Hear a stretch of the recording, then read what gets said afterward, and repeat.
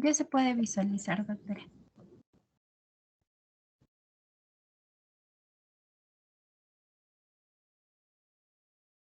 Chicos, buenos días.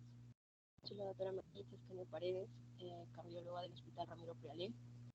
En esta oportunidad, por invitación del doctor Marco Lazo, voy a darles una clase que es valvulopatías.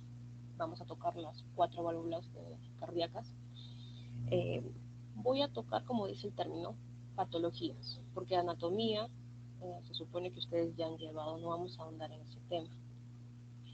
Nosotros cuando vamos a evaluar a un paciente ya con patología, Cecilia, si no me escuchas bien, me avisas por favor, ¿ya?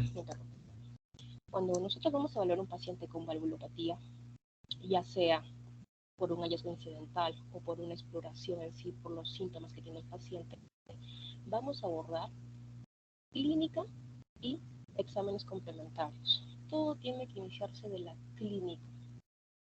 No pueden todavía indicar que hay una valvulopatía recién al realizar una ecocardiografía. Al examen clínico podrían encontrar, a no ser que sea una lesión leve, pero un grado moderado o severo, generalmente ustedes ya van a escuchar los soplos. Soplos también, se supone que ustedes ya saben identificar soplos sistólicos y astólicos, qué tipo de valvulopatía conlleva tal o cual soplo. Evaluamos los síntomas que van a estar relacionados con la valvulopatía. Evaluamos también lo que es los biomarcadores, como pueden ser los exámenes de laboratorio. Tenemos el ProBNP, que te indica paciente con insuficiencia cardíaca, cuando esta va a salir elevada, pero más síntomas. El hecho de que sea elevado no te va a decir necesariamente que tienes insuficiencia cardíaca. El que salga negativo sí te descarta el diagnóstico, pero si sale elevado, evalúas ese valor, ese marcador, junto con la clínica del paciente y te va a apuntar a un diagnóstico de insuficiencia cardíaca. Luego, que ya tienes al paciente con tal clínica y sospecha de valvulopatía, evalúas la etiología, la causa de esa valvulopatía. ¿Por qué así? El mecanismo de acción que produce esa valvulopatía, mediante un estudio de ecocardiografía, mediante un estudio de imágenes. Puede ser una ecocardiografía torácica o puede ser una ecocardiografía transesofágica. Incluso otros estudios de imágenes como son la tomografía computarizada cardíaca. Una vez evaluado, determinamos la severidad. Ya sabemos que la válvula está lesionada. Determinamos severidad. Tanto estenosis como insuficiencia tienen los parámetros para determinar si es una lesión leve, moderada o severa. Y cuando vamos a indicar ya tratamiento, en este caso tratamiento quirúrgico, podemos pasar a realizar una prueba de esfuerzo al paciente, que nos va a determinar si va o no a tratamiento quirúrgico, esto en pacientes asintomáticos. También evaluamos la expectativa de vida. El tratamiento que vas a realizar con estos pacientes con valvulopatía pueden ir solo de tratamiento médico, puede ir un tratamiento quirúrgico. Este quirúrgico va a incluir un reemplazo quirúrgico de la válvula o un procedimiento percutáneo. Cualquiera de ellos vamos a elegir dependiendo de la edad del paciente, de las comorbilidades, del riesgo del paciente, de tal vez otras valvulopatías que pueda presentar también. Una vez que ya tenemos toda esta evaluación, el paciente debería pasar a una evaluación del TCAR, el grupo cardíaco, que va a determinar ya cuál va a ser la mejor terapia con este paciente, con respecto a lo que es el tratamiento invasivo, quirúrgico, con cuál se va a beneficiar. Para lo cual vamos a pasar a otro tipo de evaluaciones dependiendo del tipo de válvula lesionada, válvula comprometida. Empezamos con lo que es la válvula mitral. La válvula mitral está formada de dos velos, velo anterior y velo posterior, como ven en esta imagen. La causa de una estenosis mitral puede ser una fiebre reumática. Esta fiebre reumática va a afectar lo que son las comisuras, lo que les estoy mostrando. Comisuras, fusión a nivel de comisuras. Con respecto a la causa degenerativa que produce calcificación del anillo mitral, al estudio ecocardiográfico podríamos encontrar calcificación a nivel del velo, en la base o en la parte central del velo. Tenemos una causa congénita, que es el síndrome de Guillain-Barré, que es la estenosis mitral más una comunicación interauricular. Cuando yo les pongo estos nombres, eh, más que todo va a ser útil para ustedes para más adelante, para sus exámenes, porque son cositas que le van a venir al examen internado, en nada. Luego tenemos la artritis reumatoidea, paciente con lupus eritematoso, amiloidosis, el mixoma, que es la tumoración benigna más frecuente cardíaca, que se ubica en la aurícula izquierda, el lugar de ubicación es la aurícula izquierda, la endocarditis infecciosa, ambos van a producir masas, ¿verdad? Uno va a ser una vegetación y el otro va a ser una tumoración, que puede conllevar a estenosis como a insuficiencia mitral. Cuando tenemos una obstrucción al pasaje de flujo desde aurícula izquierda hacia ventrículo izquierdo por una estrechez de esa válvula, por una estenosis de esa válvula, dependiendo de la causa, se produce un aumento de presión a nivel de la aurícula izquierda, ¿cierto? Este aumento de presión de manera retrógrada va a afectar la circulación pulmonar, produciéndote congestión pulmonar y en una fase más avanzada, una hipertrofia del ventrículo derecho. Si produce ya alteración a nivel del ventrículo derecho, va a conllevar a insuficiencia cardíaca derecha. Ya saben cuáles son los signos de insuficiencia cardíaca derecha, que van a ser más que todo una clínica de congestión.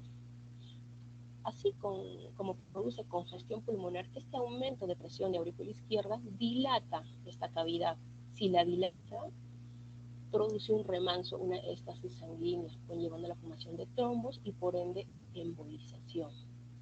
Esta dilatación también conlleva el riesgo de formación o de aparición de arritmia. La arritmia más frecuente encontrada en valvulopatía mitral, la fibrilación auricular.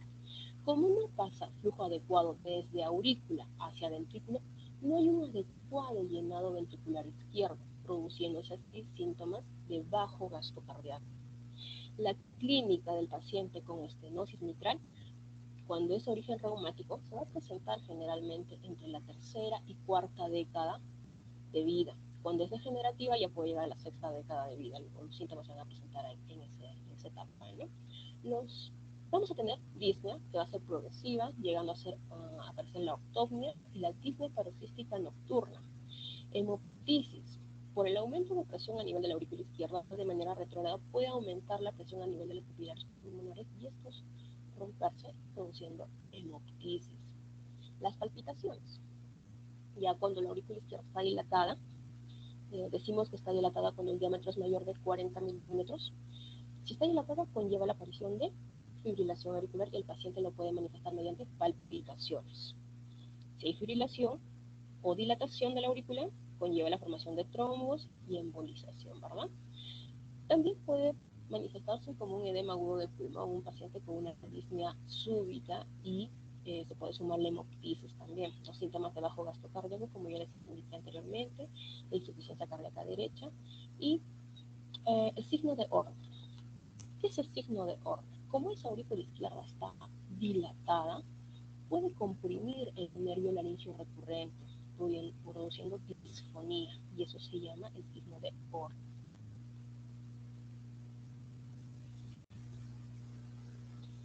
A la exploración clínica vamos a escuchar un soplo diastólico. La estenosis mitral les va a producir un soplo diastólico.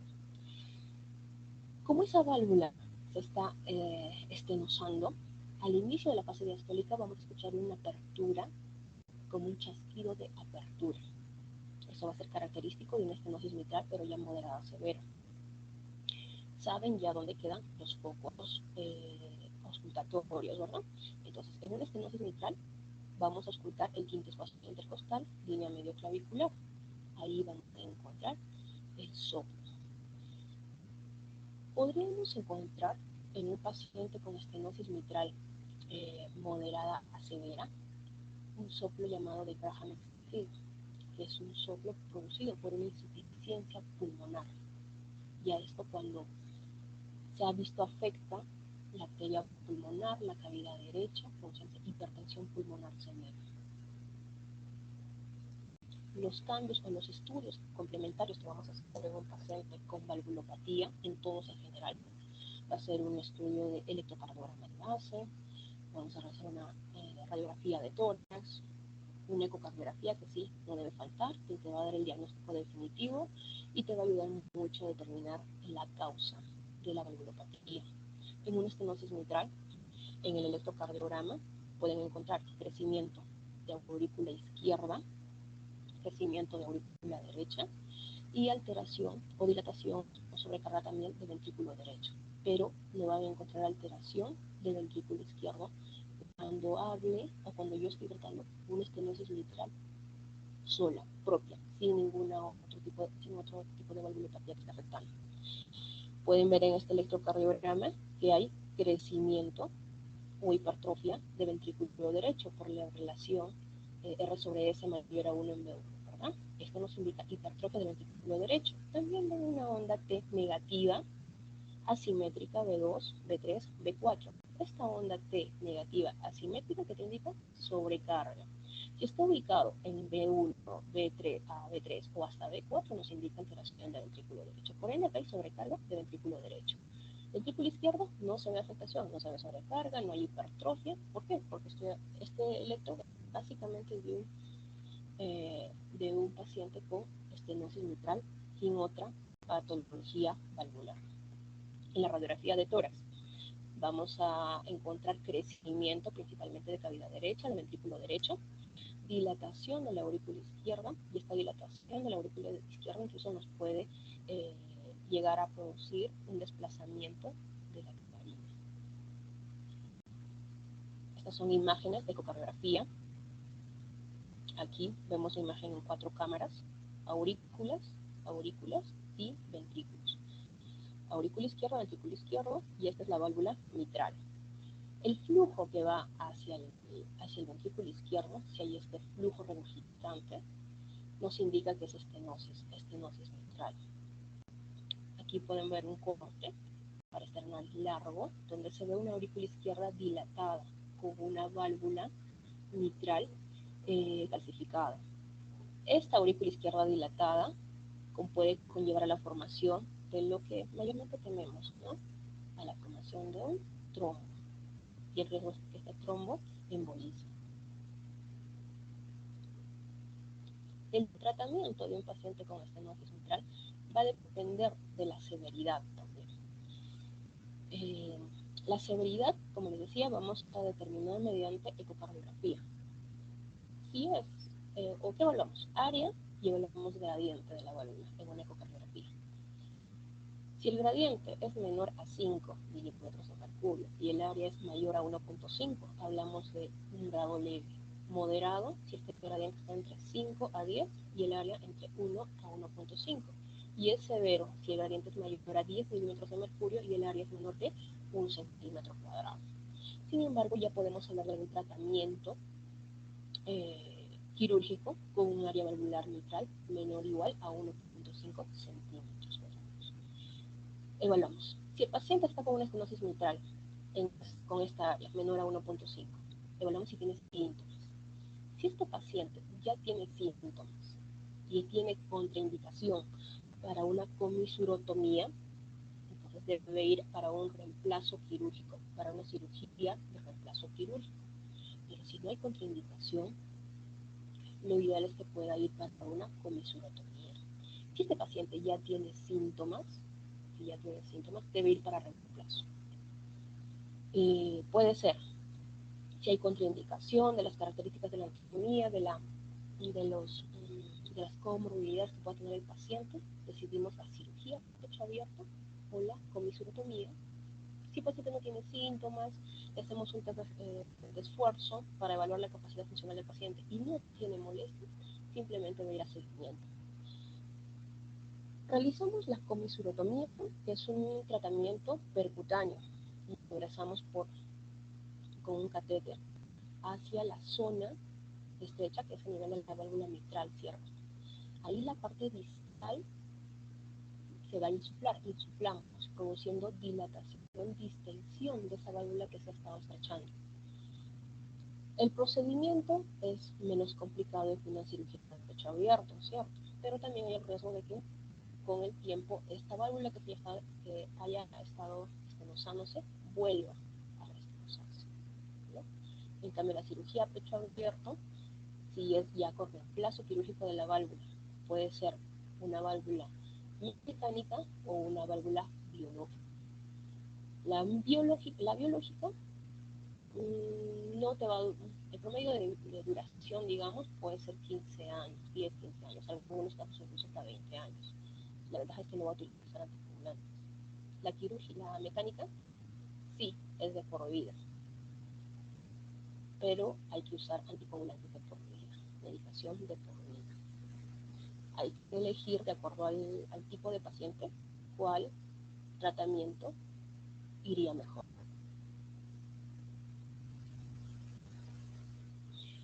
Para hacer esa comisurotomía, como les hablaba, también hay ciertas contraindicaciones.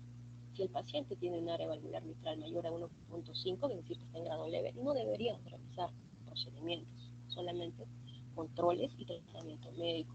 Si hay un trombo, tampoco, porque con el catéter puedes desplazar ese trombo y embolizar. Si concomitantemente a la estenosis mitral encontramos una valvulopatía en grado moderado o severo, también no realizamos. Mejor realizamos una cirugía pecho abierto, cosa que tratamos ambas lesiones. Si hay una ausencia de fusión comisural, tampoco, porque lo que se trata es que esa fusión comisural pueda liberarse con la dilatación, con la comisurotomía. Si hay una enfermedad arterial coronaria concomitante, que va a ser necesario realizar un bypass aortocoronario, también realizamos la cirugía ya en reemplazo valvular y se hace el CABG también, la colocación de un puente. Estos son los parámetros ecocardiográficos que debemos visualizar o evaluar en un paciente con estenosis mitral para determinar si va a ir a una comisurotomía o un reemplazo quirúrgico, que es la escala o la puntuación de Wilkins, que evalúa movilidad de la válvula, engrosamiento, calcificación y el aparato subvalvular. Como ustedes se dan cuenta, cada uno se va a clasificar o vamos a tener 4 grados. Puntaje mínimo va a ser 4, puntaje máximo va a ser 16. Si este valor es menor a 8, el paciente debe ir a una comisurotomía. Si es mayor a 12, a un reemplazo quirúrgico. Si está en el rango de 8 a 12, sopesar, evaluar otras cosas más en el paciente, elección del paciente, comorbilidades del paciente. Con eso determinamos el tratamiento. Pasamos a lo que es insuficiencia mitral. En insuficiencia mitral vamos a evaluar la causa primaria, de causa primaria o es de causa secundaria. La causa primaria va a ser también por causa traumática, degenerativa, por causa infecciosa que produce prolapso de la válvula mitral o una causa congénita, como es la válvula en paracaídas. ¿Y qué es la válvula en paracaídas? Sabemos que, ya les dije, la válvula mitral va a tener dos velos. Esos velos van a estar unidos con las cuerdas tendinosas a músculos papilares, a uno con su músculo papilar. Pero la válvula en paracaídas tiene las cuerdas tendinosas, ambas se van a unir a un solo músculo papilar, produciendo así la válvula mitral en paracaídas. Luego tenemos la regurgitación mitral secundaria porque va a ser por un ventrículo izquierdo que esté dilatado, por una miocardiopatía dilatada, isquémica o no isquémica. La no isquémica puede ser ya de causa de una cardiopatía restrictiva, paciente con fibrilación auricular, ya que con el tiempo se ha ido dilatando la cavidad también, o de causa isquémica, paciente con infarto cardíaco. Puede presentar de manera aguda o crónica lo que es la insuficiencia mitral en un paciente con infarto cardíaco. Si es un infarto cardíaco severo, extenso, como llamamos el infarto septo elevado, puede producir ruptura, lesión a nivel de los músculos papilares que están unidos a nivel del ventrículo izquierdo, ¿cierto? De esta manera produce una insuficiencia mitral. Pero como es un proceso agudo, la insuficiencia mitral no conlleva o no da tiempo de adaptación y el paciente presenta una insuficiencia cardíaca realmente muy marcada. Puede llegar incluso a edema agudo del pulmón. Es una complicación mecánica de un infarto. O un paciente que tiene un infarto ya y con el tiempo ha producido disfunción del ventrículo izquierdo, dilatación y afectado de esta manera también lo que es el cierre adecuado, la captación de la válvula mitral. La regurgitación mitral la vamos a clasificar en 3. La tipo 1 encontramos un movimiento normal de los velos. si presenta un movimiento normal de los velos, entonces este se produce por dilatación del anillo o perforación de uno de los velos. En el tipo 2 hay un movimiento excesivo de los velos. Aquí sí se afecta a los velos por un prolapso del velo o por una ruptura del velo. Y en el tipo 3, más que todo, esto se produce por un patrón restrictivo, un movimiento restrictivo de lo que son los velos, ya porque esté realmente calcificada, tan calcificada que puede producir tanto insuficiencia como estenosis. Llega a un punto en que ya de ese punto no puede cerrarse ni puede abrirse. Entonces se produce la doble lesión. Un ventrículo izquierdo dilatado que tira estos velos y produciendo de esta manera la insuficiencia mitral. La clínica de estos pacientes va a ser generalmente cuando llegan a un grado moderado a severo. La insuficiencia mitral te produce sobrecarga de volumen de la aurícula izquierda y también del ventrículo izquierdo. Si produce sobrecarga de volumen de la aurícula izquierda, aumenta la presión de esta cavidad, aumentando el tamaño y de esta manera aparece la fibrilación auricular. Luego, este aumento de presión a nivel de aurícula izquierda de manera retrógrada también va a afectar la circulación pulmonar, produciendo congestión pulmonar y signos de falla cardíaca derecha. Si produce sobrecarga de volumen del ventrículo izquierdo, en un primer momento va a producirse hipertrofia y dilatación del ventrículo izquierdo. Al momento puede ser, o en las partes iniciales, asintomático, no afectar la función cardíaca, la fracción de eyección, pero con el tiempo va a disminuir la contractibilidad del ventrículo izquierdo. Si disminuye la contractibilidad, si hay falla cardíaca, insuficiencia cardíaca, va a haber riesgo de muerte súbita. Esta muerte súbita se va a presentar mayormente en aquellos pacientes, o con mayor probabilidad, mejor dicho, en aquellos pacientes con una fracción de eyección menor a 60% y una pieza funcional NAIJA de 3 a 4. A la exploración clínica de una insuficiencia mitral encontramos un soplo sistólico en el foco mitral que se va a irradiar hacia la axila. Podríamos encontrar un tercer ruido cardíaco que es el llenado rápido ventricular cuando esta insuficiencia mitral llega a un grado severo. Y este es el electrocardiograma que podemos encontrar en un paciente con insuficiencia mitral. En una insuficiencia mitral se puede afectar tranquilamente las 4 cavidades cardíacas.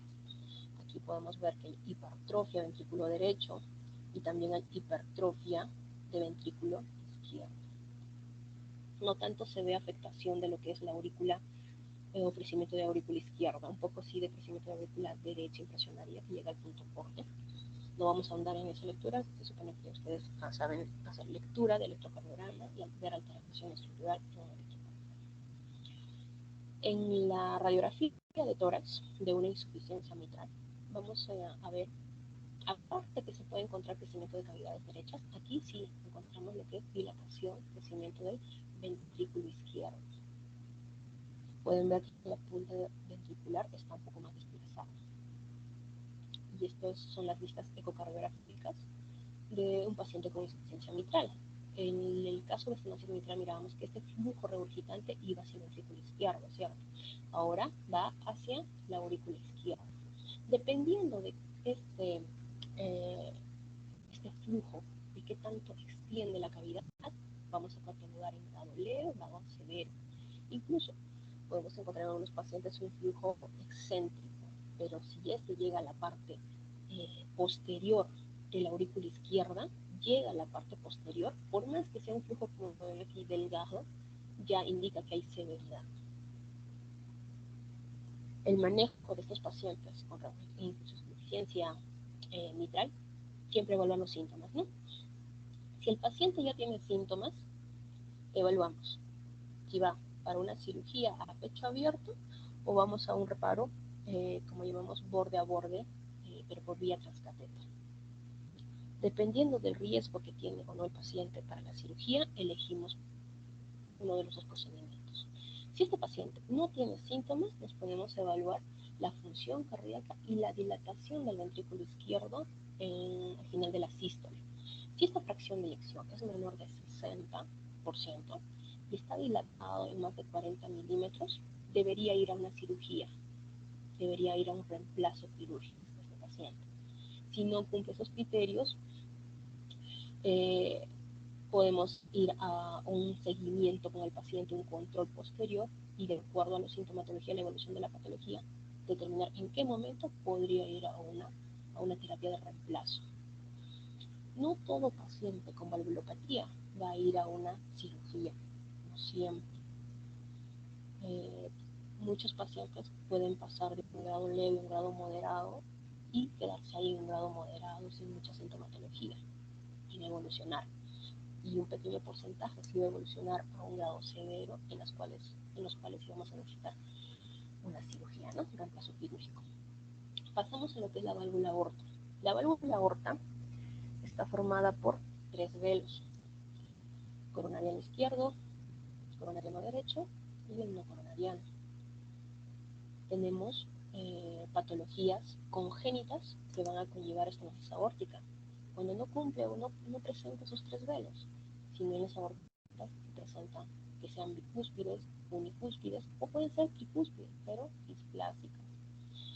Esta patología congénita, por el flujo turbulento que va a pasar por esa válvula, puede producir fibrosis y calcificación, llegando a producir estenosis aórtica. Así como en la valvulopatía mitral, también con respecto a la causa adquirida, tenemos a la enfermedad reumática y a la enfermedad degenerativa. Ambos pueden producir también estenosis aórtica. Eso es una enfermedad a nivel de la válvula. Podemos encontrar lesiones subvalvulares o lesiones supravalvulares que conllevan también un cierto grado de estenosis, como en este caso. Una estenosis aórtica subvalvular se puede encontrar como una membrana en la región o en la parte subvalvular, como dice su término, produciéndote una estenosis a ese nivel, o una estenosis supravalvular que va a ser por un estrechamiento más que todo en la porción ascendente, no ascendente, sino en la porción sinotubular. Generalmente no asciende hacia la porción ascendente, solo se queda en la unión sinotubular. Ese estrechamiento conlleva también, de alguna manera, como una estenosis aórtica. Esta es la válvula aorta que pueden ver, normal. Esta es una válvula normal con los tres velos, la cual, en este caso, se produce una estenosis aórtica. Un momento, chicos, por favor.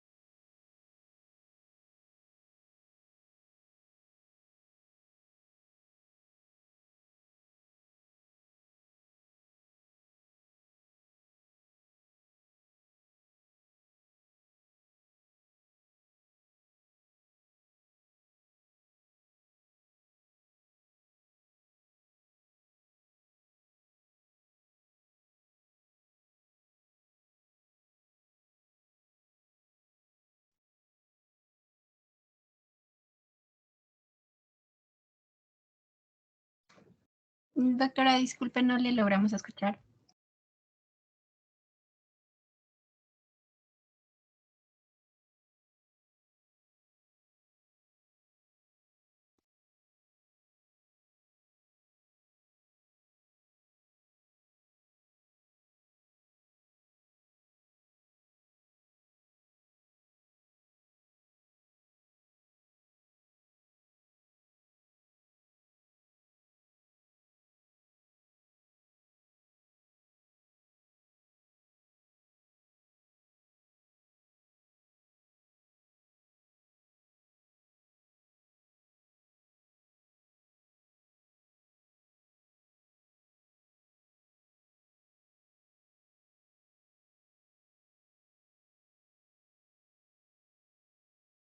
Chicos, ¿se escuchan?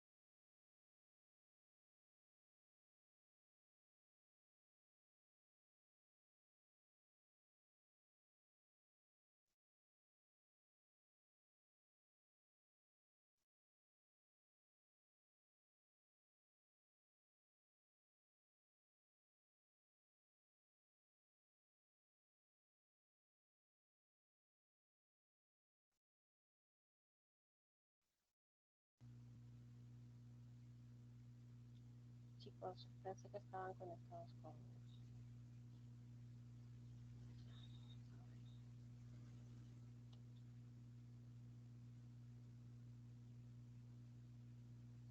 Cecilia, ¿en qué parte? Mire, ¿en qué parte me quedé con ustedes? Disculpe, doctora, no le escucho muy bien. Se le escucha bastante bajo. ¿En qué parte? ¿En qué parte me quedé con ustedes? A ver, tú me vas a guiar, Cecilia. Esta, me dices en qué diapositiva nos hemos quedado. Voy a ir pasando. Ah, O retrocedo.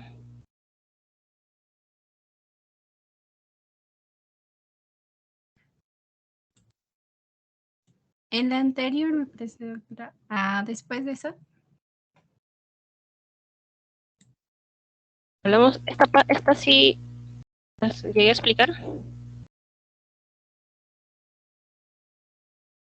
Sí. Sí, doctor. Ya, ok. Entonces vamos a empezar. Esta.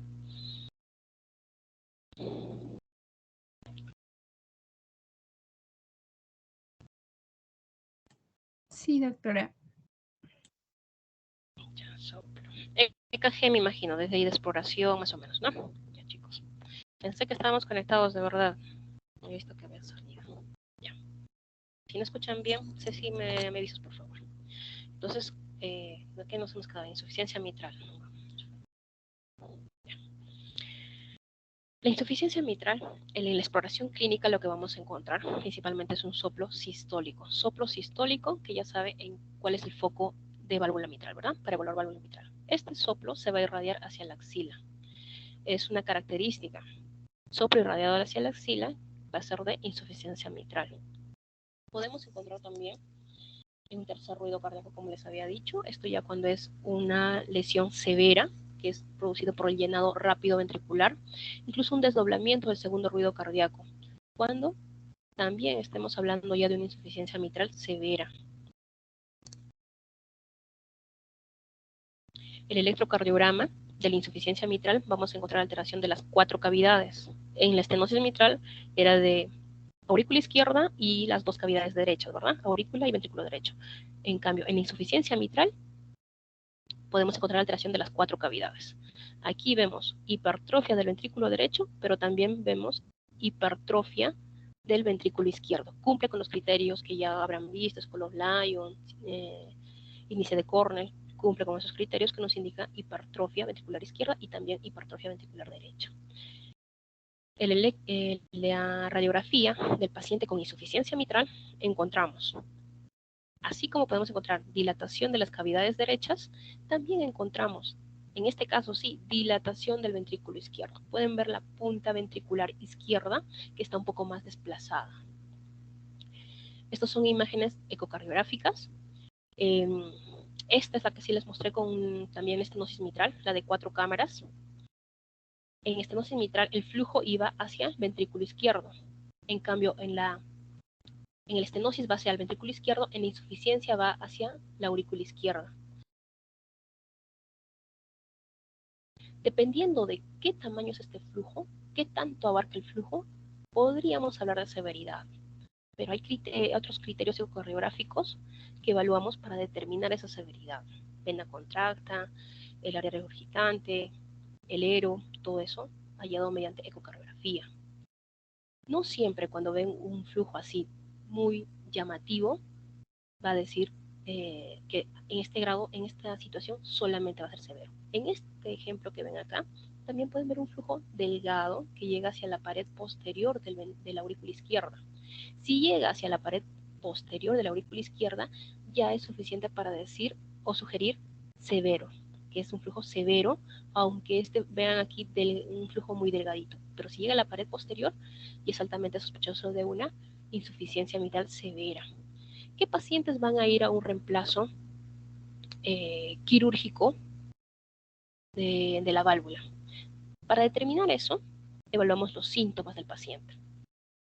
Si el paciente ya tiene una insuficiencia mitral y sintomática, debemos elegir una cirugía a pecho abierto o lo que llamamos un reparo borde a borde transcatéter, porque es una insuficiencia mitral.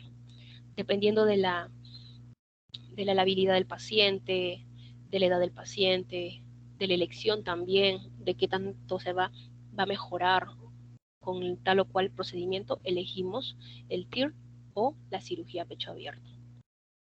Si este paciente no tiene síntomas, pasamos a evaluar la función cardíaca y el diámetro del ventrículo izquierdo. Si la función cardíaca está menor al 60%, si la fracción de eyección es menor al 60% y el ventrículo izquierdo está dilatado, debe ir a una cirugía.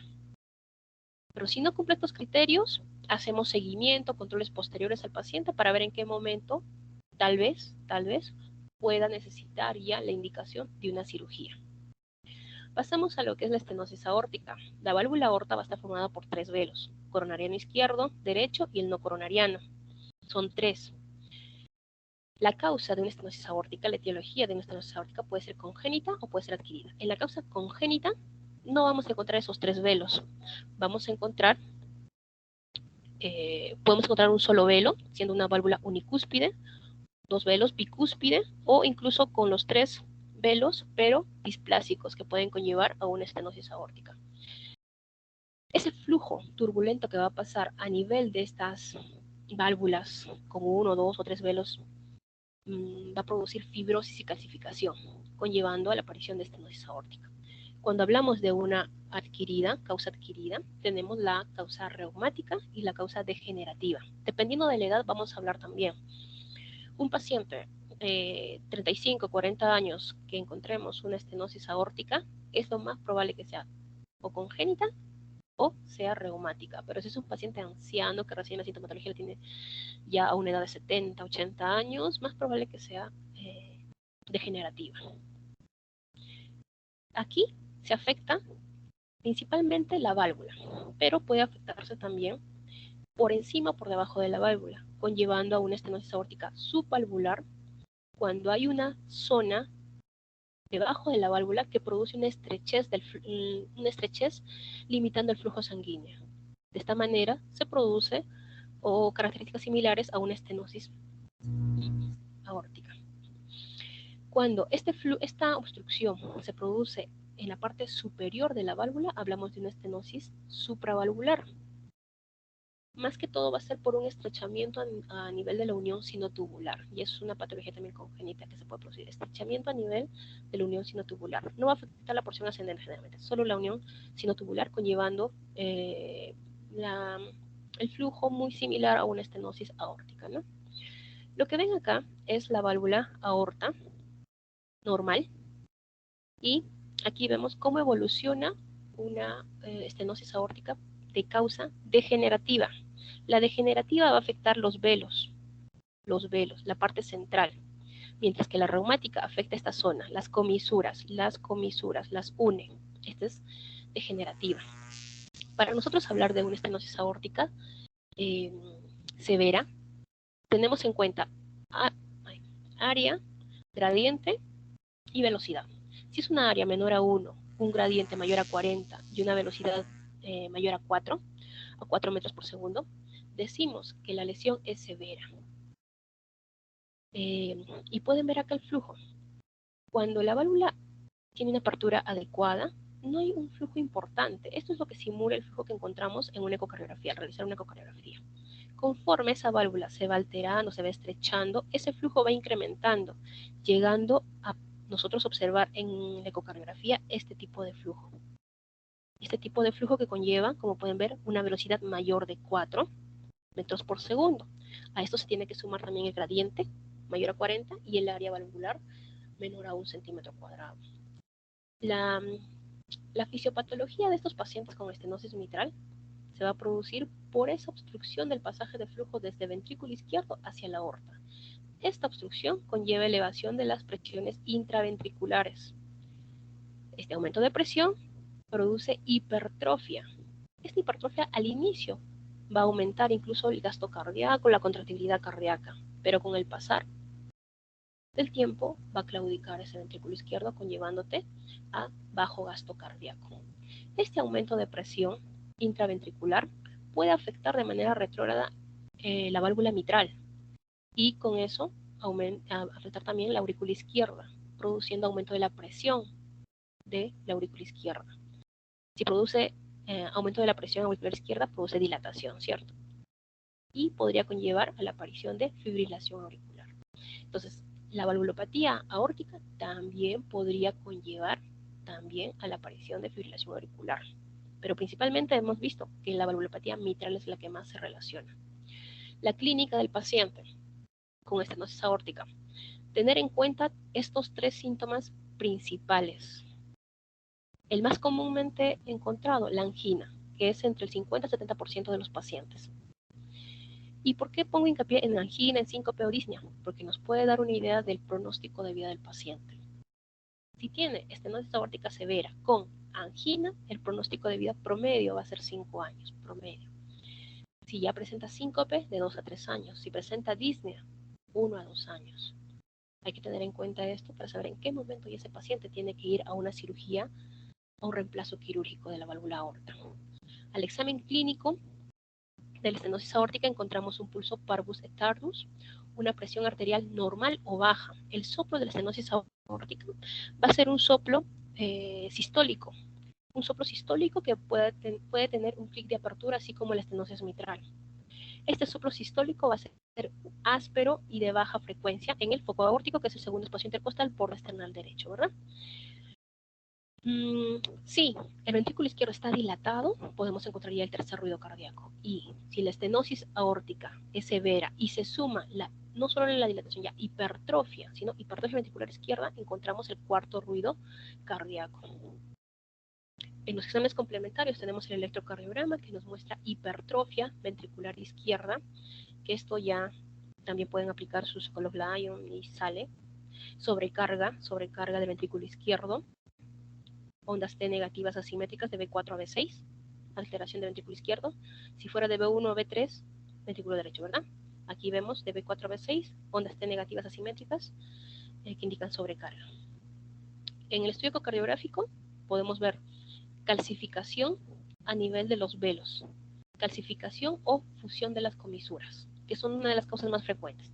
También alteraciones congénitas, ¿verdad? Pero en esta imagen lo que vemos es más que todo calcificación y que puede conllevar ya esta valvulopatía a una dilatación de la aorta ascendente o a una hipertrofia del ventrículo izquierdo, como pueden ver acá que les estoy indicando. El tratamiento de la estenosis aórtica severa va a depender también de los síntomas. Si es un paciente que ya tiene síntomas, debe ir para una cirugía, ya sea un TAVI o sea un reemplazo quirúrgico a pecho abierto. Si tiene mucho riesgo, si vemos que el reemplazo de la válvula no va a conllevar o no le va a beneficiar demasiado, solo le damos tratamiento médico. Si este paciente, ya con un grado severo de lesión, no tiene síntomas, pero la fracción de eyección está menor a 50%, debe ir para un reemplazo ya. Ya deberíamos indicar un reemplazo. Si esa fracción está excelente, está más de 50%, no tiene síntomas, evaluamos cada 6 meses para determinar en qué momento ese paciente debe ir para un reemplazo. Hay pacientes que pueden estar en un grado severo, pero no tienen síntomas y la función cardíaca se mantiene y puede permanecerse así a larga data hasta el final sin necesidad de estar haciéndole alguna cirugía. Por eso es la necesidad que hay que estar haciendo los controles. No es que todos necesariamente van a ir a cirugía, no todos. Por eso hacer los controles periódicos, evaluar la sintomatología, evaluar los parámetros ecocardiográficos. ¿Y cuál es la diferencia entre un TAVI? Escucharon que les dije TAVI. El TAVI va a ser más que todo un implante de válvula, pero transcatéter. En cambio, el reemplazo quirúrgico ya es a pecho abierto. El TAVI se va a elegir principalmente para pacientes ancianos y que tienen alto riesgo de cirugía. Y la manera de yo determinar el riesgo de cirugía que pueda tener el paciente en una cirugía cardíaca es mediante el Euroscore 2. Este Euroscore 2, si es mayor de 8, me dice alto riesgo. Si es menor a 4, bajo riesgo. Los pacientes que irían a un reemplazo quirúrgico sería ideal los pacientes jóvenes. Para hablar de valvulopatías, paciente, digamos, joven, le dicen a menor a 75 años. Y un Euroscore menor a 4, ¿no? Ellos son pacientes ideales para una cirugía a pecho abierto. Y estas son qué consideraciones, qué características debemos tener en cuenta en los pacientes para determinar si va a ir a un TAVI o a un reemplazo quirúrgico. Paciente con alto riesgo y paciente anciano, lo ideal es que vaya para un TAVI. Paciente joven y con bajo riesgo quirúrgico, mejor va a un reemplazo quirúrgico. Si es un paciente que ya tiene una cirugía cardíaca previa, si ya le han hecho un bypass aortocoronario, ha habido una afectación incluso ahí, mejor que vaya para un TAVI. Si es un paciente que tiene labilidad frágil, es muy frágil, ideal que vaya para un TAVI. Ahora, la insuficiencia aórtica.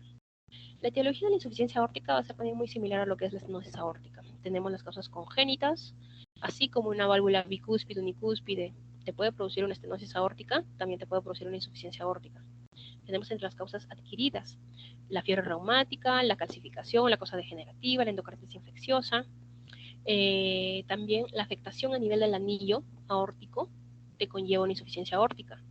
Si es de origen congénito, tenemos entre las principales patologías relacionadas con afectación del anillo aórtico que te puede producir insuficiencia aórtica, es el síndrome de Marfan. Y si es adquirida, pensar en enfermedades autoinmunes como es el lupus, en pacientes con hipertensión arterial sistémica de larga data, traumatismo, un traumatismo te puede producir insuficiencia aórtica, traumatismo torácico o una disección de aorta. Aquí pueden visualizar ya las características de todas de las etiologías de una insuficiencia aórtica, ¿verdad? Tenemos acá la congénita, la bicúspide, la endocarditis infecciosa que te puede producir perforación de los velos o incluso vegetaciones. Luego tenemos el producido por traumatismo. El traumatismo podría conllevar a la laceración de la aorta, desgarro, disección de la aorta, produciendo insuficiencia. La degenerativa por calcificación a nivel de los velos, el prolapso de uno de los velos que puede conllevar a un cierre inadecuado de la válvula. Tenemos la fiebre reumática que se produce más que todo por fusión de las comisuras, ¿verdad? El síndrome de Marfan, que produce dilatación de la aorta ascendente, así como una hipertensión sistémica también crónica y grave, sobre todo grave. No quiere decir que el paciente con hipertensión arterial va a tener necesariamente una dilatación de la aorta. No, pacientes con hipertensión arterial sistémica, pero grave y de larga data, pueden conllevar una dilatación de la aorta y por ende una insuficiencia aórtica. También tenemos aquí sífilis y la artritis reumatoidea, que forman unos nódulos reumatoideos que conllevan a alteración de los velos que produce una insuficiencia aórtica. Este flujo regurgitante que vamos a encontrar a nivel de la válvula aorta en la fase diastólica puede afectar también la circulación coronaria, produciendo en este paciente dolor torácico. Este flujo regurgitante va a producir en un primer momento una dilatación del ventrículo izquierdo, luego una hipertrofia ventricular, una hipertrofia conllevando a signos de insuficiencia cardíaca. El flujo regurgitante también va a afectar lo que es a nivel de las carótidas, ¿verdad? De la subclavia y la carótida, produciendo todos esos signos que podemos encontrar en un paciente con insuficiencia aórtica, como son los signos de latidos hiperdinámicos. La clínica del paciente con insuficiencia aórtica va a ser principalmente la disnea, que conlleva o que ya nos va a mostrar que hay un deterioro importante en la función cardíaca. Esta disnea va a ser progresiva, pudiendo llegar a ser una disnea paroxística nocturna. Luego angina, palpitaciones y los síntomas de congestión venosa, de falla cardíaca derecha. A la exploración clínica encontramos un pulso Zeller et Magnus y un aumento de la presión diferencial. Una presión sistólica que puede estar en rangos normales y una presión diastólica realmente baja, que puede llegar a 50, 40 milímetros de mercurio. Hay un aumento del diferencial de presión arterial. El soplo de la insuficiencia aórtica va a ser un soplo diastólico que se va a poder irradiar a las carótidas o al hueco supraesternal por ese hiperaflujo. Ese hiperaflujo va a conllevar a la aparición de esos signos de latidos hiperdinámicos que vamos a tocar en un momentito. El soplo de Austin-Flint. El soplo de Austin-Flint se va a encontrar en insuficiencia aórtica. ¿Y por qué? Como la insuficiencia aórtica va a producir un reflujo a nivel de esta válvula, la aorta, puede conllevar a que empuje el velo anterior de la válvula mitral. Puede empujar el velo de la válvula mitral en la fase sistólica. Y que empuja ese velo, de alguna u otra manera, produce un grado de estenosis mitral. Por eso determinan acá es producto de una estenosis mitral funcional. Ese soplo de Austin-Fried va a ser secundario a una estenosis mitral funcional producido por una insuficiencia aórtica severa. Estos son los signos de latidos hiperdinámicos periféricos que se pueden encontrar en estos pacientes con insuficiencia aórtica. Tenemos que todo para memorizar, ¿no? El signo de danza de carótida, el signo de la danza carótida de Corrigan, el signo de Muse, de Muir, Rosenbach, Gerhardt, Kinke. Todo esto que pueden ser preguntas también de exámenes. Los cambios en electrocardiogramas de una insuficiencia aórtica. B4, B6, T negativa asimétrica, sobrecarga de volumen. B5, una R alta. En B1, una S profunda, que suma más de 35, sí. ¿Qué te indica? Hipertrofia ventricular izquierda. También puedes ver alteración a nivel de la cara inferior, como pueden ver acá. Cara inferior saben que es la derivada 2, 3 y ABF. 2, 3 y ABF. Si encuentras una onda T negativa en dos de las tres derivadas, indica afectación. En la derivada 2, una onda T negativa asimétrica, y en el ABF, una onda T casi plana. Disminuyendo de voltaje, que nos puede indicar también sobrecarga de volumen del ventrículo izquierdo. En la radiografía de tórax, estos pacientes pueden manifestarse también como un edema agudo de pulmón, como pueden ver acá, una gran congestión, una dilatación de la aorta, una dilatación de la porción ascendente de la aorta, porque la aorta puede estar dilatada, y también crecimiento de lo que es el ventrículo izquierdo. El tratamiento de los pacientes con insuficiencia aórtica. Sí, la porción ascendente de la válvula aorta está dilatada, tiene que ir a cirugía. Independientemente está con síntomas o no síntomas, tiene que ir a cirugía. Si la regurgitación aórtica es severa, si es severa, hay que evaluar los síntomas. Si hay síntomas, a cirugía. Si no hay síntomas, evaluar la función cardíaca, evaluar el diámetro del ventrículo izquierdo. Si ambos están afectados, tiene que ir a una cirugía. Si no cumple con estos criterios, simplemente al paciente le vamos a hacer seguimiento. El tratamiento puede ser, en una insuficiencia aórtica, lo que elegimos más que todo es cirugía pecho abierto, ¿no? Esta es la cirugía pecho abierto, hacemos un corte a nivel de tórax, se corta también el esternón, se utiliza lo que es la circulación extracorpórea, que va a permitir el flujo, la perfusión de todo el cuerpo, porque el corazón se va a tener que detener para hacer la cirugía. Y a nivel de lo que es la válvula aorta, se retira la válvula nativa y se implanta la válvula protésica, que puede ser mecánica o biológica. Pasamos a lo que es la válvula tricúspide. Tenemos la insuficiencia tricúspide de causa primaria o de causa secundaria. La causa primaria tenemos entre la causa adquirida, la reumática, la endocarditis, el trauma. En causa congénita, una de las más comúnmente vistas, o no comúnmente vistas, no es muy visto, pero que puede producir insuficiencia aórtica de causa congénita, es la anomalía de Einstein, que es una atrialización del ventrículo derecho. Es un ventrículo derecho, es una implantación de la válvula tricúspide realmente alta. Tiene una implantación alta. Con respecto a la causa secundaria, tenemos pacientes que ya hayan tenido alteración o enfermedades del ventrículo izquierdo, de la cavidad izquierda, y que pueden conllevar ya alteración de lo que también es la cavidad derecha. Si se afecta la cavidad derecha, va a afectar la válvula tricúspide. Una disfunción propia del ventrículo derecho. ¿Cuándo? Cuando hay un infarto del ventrículo derecho. Ahí podemos encontrar una insuficiencia tricúspidea de causa secundaria, ¿no? También la hipertensión pulmonar nos conlleva a insuficiencia tricúspidea. Incluso nosotros para hallar hipertensión pulmonar mediante estudio ecocardiográfico evaluamos, ¿verdad?, la válvula tricúspide. Dependiendo del flujo sanguíneo de la válvula tricúspide, podemos determinar, y sumado a otras características también evaluadas ecográficamente, determinamos si es una probabilidad baja, intermedia o alta de hipertensión pulmonar. La regurgitación que se va a encontrar hacia la aurícula derecha, produce sobrecarga de volumen, dilatación no solo de la aurícula, también del ventrículo derecho, aumento de presión pudiéndose transmitir al sistema venoso central. Si se transmite al sistema venoso central, va a conllevar afectación de la circulación hepática.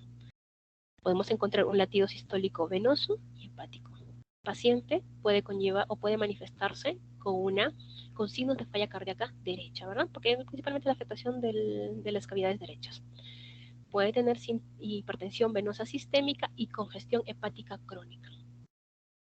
Eso, por ende, en algunos pacientes que tienen enfermedad hepática, ascitis y no encuentran una causa exacta de origen gastrointestinal, digamos, puede ser causa también cardíaca la que está conllevando a esto. Y secundario, afectación principalmente de las cavidades derechas del corazón. La clínica de este tipo de pacientes va a ser los síntomas de insuficiencia cardíaca, como les decía, ¿no? Ascitis, hepatomegalia, edema. Al examen clínico, signos de congestión, ingurgitación yugular, reflujo hepatoyugular, ascitis, edema. El soplo va a ser un soplo holosistólico en el foco tricuspidio. Y si este soplo aumenta con la inspiración, le denominamos el signo de Rivero-Carballo. Son los cambios que podemos encontrar en un paciente con este tipo de valvulopatía, hipertrofia del ventrículo derecho, como pueden ver acá. Incluso un bloqueo de rama, RR'. Este es un bloqueo de rama, el cual si mide menor a 0.12 decimos que es incompleto. Este está llegando casi a 0.12 segundos. Bloqueo completo de rama derecha que podemos encontrar en pacientes con insuficiencia tricuspidia y afectación de la pared inferior del ventrículo. 2,3 ABF, indican pared, cara inferior, ¿verdad? 2,3 ABF, y ven unas ondas T negativas asimétricas. En la radiografía encontramos una cavidad derecha afectada, dilatada, que, como está tan dilatada, empuja al ventrículo izquierdo. No necesariamente que el ventrículo izquierdo está dilatado, sino que por la misma dilatación del ventrículo derecho puede elevar o puede empujar el ventrículo izquierdo, y se ve esa imagen en la radiografía. El tratamiento quirúrgico de una insuficiencia tricuspidia va a depender mucho si es primaria o es secundaria, y también va a depender de la sintomatología del paciente. Si es secundaria, es decir, producido por otro tipo de valvulopatía, como puede ser una valvulopatía o una insuficiencia mitral o aórtica severa, que con el tiempo, como ya he hablado anteriormente, puede afectar el lado derecho del corazón. Si afecta el lado derecho, produce insuficiencia. Si es secundaria, mejor hay que tratar la causa. Mejorando, operando las otras válvulas que tienen una lesión severa, podría mejorar en algo ese grado de insuficiencia tricuspidia, cuando es leve a moderada, pero cuando es severo, ya hay que también en esa válvula realizar una anuloplastía, intervenir en esa válvula. La estenosis tricuspidia. Las causas son casi las mismas: fiebre reumática, una estenosis congénita, una endocarditis, tumores también en la aurícula derecha. A diferencia del mixoma, que es el tumor benigno más común en la cavidad cardíaca, este se ubica en la aurícula izquierda, ¿cierto? En cambio, las tumoraciones en la aurícula derecha o en cavidades derechas hay que tener mayor cuidado. Generalmente son de origen maligno. Y como es una tumoración, podría producir una obstrucción al flujo, ¿verdad? El pasaje del flujo, produciendo así una estenosis tricuspidia. Vamos a ver un aumento del gradiente de la presión sistólica entre aurícula derecha y ventrículo derecho, lo cual va a determinar la estenosis, el grado de estenosis tricuspidia. Este gradiente debe tener una media de 4 a 5 milímetros de mercurio para ser suficientes y determinar como una estenosis tricuspidia. El cuadro clínico, típico de falla cardíaca derecha. Se puede sumar náuseas, anorexia y signos de bajo gasto cardíaco, como es un paciente con astenia, debilidad. A la exploración clínica, el soplo, va a haber un chasquido de apertura posterior al chasquido mitral cuando está afectada ambas válvulas. Este chasquido de apertura vamos a encontrar en el borde esternal izquierdo. El soplo va a ser un soplo diastólico, el cual, como la anterior patología, como la anterior insuficiencia tricuspidia, si se incrementa con la inspiración, decimos que es un signo de Rivero-Carballo. El tratamiento, más que todo, puede ser una valvulotomía, que vamos a hacer como digamos, una apertura de esa válvula, si se está estrechando, o una valvuloplastía con balón, así como se hacía en una estenosis mitral, cuando cumplía los criterios, igual se puede hacer una estenosis tricuspidia, una valvuloplastía con balón. Pocos son los pacientes que van a ir para un reemplazo quirúrgico, y la válvula principalmente utilizada en estos pacientes va a ser una válvula biológica, no tanto en la mecánica, sino en la biológica. La estenosis pulmonar. El 10% de los pacientes con estenosis pulmonar van a ser de origen congénito. Niños cianóticos, bebés, no niños, bebés cianóticos muchas veces pueden presentar una estenosis pulmonar. O puede ser una persistencia de conducto arterioso, una patología cardíaca congénita cianótica, ¿verdad? Entre esas patologías cardíacas congénitas cianóticas tenemos a la estenosis pulmonar. La tetralogía de Fallot, uno de sus componentes es la estenosis pulmonar. Luego tenemos también a la rubiola. La rubiola también puede conllevar a la aparición o relacionarse con lo que es estenosis pulmonar. Y el síndrome de Noonan. La manifestación, el paciente va a tener una disnea progresiva, signos de insuficiencia cardíaca derecha. Ese aumento de flujo pulmonar va a conllevar a fatiga, incluso síncope o dolor torácico. A la exploración física, el soplo va a ser sistólico. Es un soplo sistólico eyectivo. Aquí también se cumple lo del signo de Rivero-Carballo. Si se incrementa con la inspiración, da este signo. Podemos encontrar un clic pulmonar. Esto más que todo en estenosis moderadas o estenosis severas. En el EKG, afectación del lado derecho, ¿verdad? Hipertrofia del ventículo derecho, crecimiento de cavidades derechas en la radiografía de tórax, y el tratamiento va a ser una valvuloplastía percutánea con balón cuando el gradiente es mayor de 35 milímetros de mercurio. En ese punto corte, 35 milímetros nos indican que debe ir a una valvuloplastía. Insuficiencia pulmonar, principalmente por dilatación del anillo. Muchas veces en un paciente que tiene hipertensión pulmonar puede conllevar una dilatación del anillo pulmonar y producirse, ¿no?, la insuficiencia pulmonar. Los pacientes van a tener también una clínica de falla cardíaca, de sobrecarga de volumen, que ya hemos hablado anteriormente. Al examen clínico, el soplo va a ser diastólico. Y en este caso, en insuficiencia pulmonar, sí encontramos el soplo de Graham-Stead, que aumenta con inspiración, al igual que los otros, ¿no? Estamos viendo que este soplo se va encontrando en muchas de las valvulopatías, más que todo tricuspidia y pulmonar. El tratamiento, principalmente, si hay alguna patología que esté produciendo, nos abocamos a esa otra válvula que esté afectando. Raras veces vamos a llegar a tener que intervenir propiamente la válvula pulmonar en caso de insuficiencia, raras veces. Principalmente nos abocamos. ¿Qué es lo que probablemente ha estado causando esa dilatación? Si es un paciente con hipertensión pulmonar de causa cardíaca, pues podemos mejorar ese grado de hipertensión pulmonar y podría disminuir de esa manera la insuficiencia. No eliminarla, no la vamos a eliminar, pero disminuir sí la severidad. Listo, chicos. Cecilia, o chicos, ¿alguna pregunta que tengan? Doctora, buenos días, buenas tardes. Quería hacerle una consulta. En cuanto a la endocarditis del lado izquierdo, ¿qué válvula suele afectarse más, la aórtica o la mitral? Del lado izquierdo, ya. En una endocarditis, principalmente vas a tener cuidado con lo que es la válvula aórtica. Y dependiendo del grado de tu endocarditis, de tu vegetación, sabes que te puede producir la valvulopatía, ¿no? Ya estenosis y todo eso.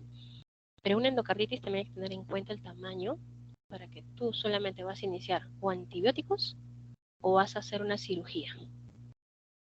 Una vegetación grande tiene que ir a una cirugía. Extraes la vegetación.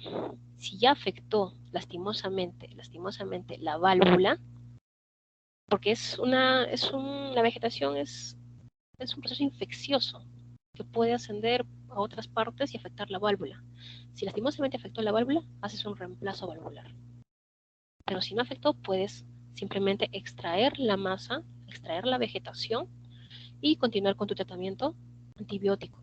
Porque si ustedes han hecho endocarditis infecciosa, tratamiento, antibióticos, pero no en todos los casos. Tenemos para eso hacer controles ecocardiográficos seguidos y con eso determinamos ya. Pero la endocarditis, así como afecta válvulas izquierdas, también puede afectarte válvulas derechas.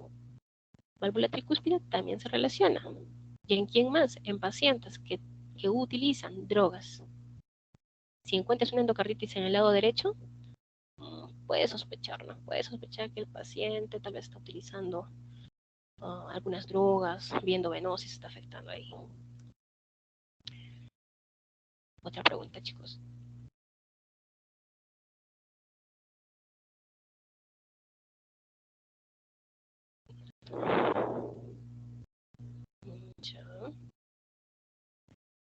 Bien, Cecilia. Creo que no hay más preguntas, doctora. Ya, Cecilia. Entonces, lo que se ha tratado de tocar lo más sucinto todas las valvulopatías. Espero que me hayan entendido.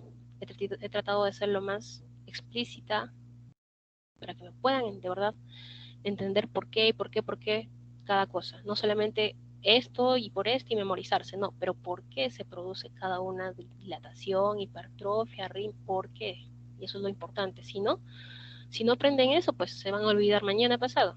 En cambio, si encuentran la causa, cómo así se está produciendo, se les va a quedar a largo tiempo. Las diapositivas tal vez las vas a necesitar, Cecilia. Yo te voy a enviar a ti, ¿ya? Entonces, chicos, fue un gusto haberles dado esta clase de valvulopatías. Después de tanto tiempo, nuevamente estoy dando una clase a los chicos del centro. Y de verdad es un gusto haberme reunido con ustedes porque yo también soy de la Universidad del Centro. Y hasta otra oportunidad, ¿ya? Que tengan una buena tarde, se cuidan, hasta pronto. Gracias, doctora. Muchas gracias, doctora. De igual manera, agradecerle su predisposición. Y si me puede pasar las diapositivas, también se lo agradecemos mucho. Hasta otra próxima oportunidad.